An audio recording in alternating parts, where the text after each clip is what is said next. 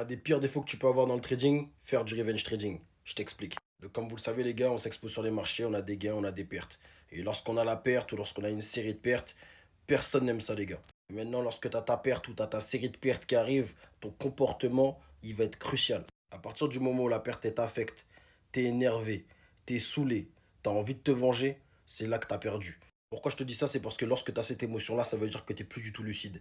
C'est-à-dire que la perte elle t'a tellement affecté que tu n'arrives plus à te dire que ouais, je vais respecter mon plan si je dois re-rentrer ou pas. Là, tu es dans un mode où tu te dis, ok, je vais re-rentrer, je vais me refaire, c'est pas normal que j'ai la perte. Et c'est là qu'en général, tu te fais laminer et que ton capital, il va chuter de manière drastique. Donc, les gars, quelques conseils justement pour éviter tout ça. Premier conseil, c'est que lorsque justement tu t'exposes sur les marchés, mets justement un pourcentage de ton capital que tu es prêt à perdre. Si tu n'es pas prêt à perdre 1%, mets 0,5. Si tu n'es pas prêt à perdre 0,5, mets 0,25. Parce que si ça t'a affecté, ça veut dire que forcément tu t'es exposé et tu n'as pas mis le risque adéquat. Deuxièmement, lorsque tu vois que tu as une grosse perte ou tu as une série de pertes, fais une pause, sors devant les écrans, reviens quand tu es plus calme, reviens quand tu es descendu, va à la salle, change-toi les idées.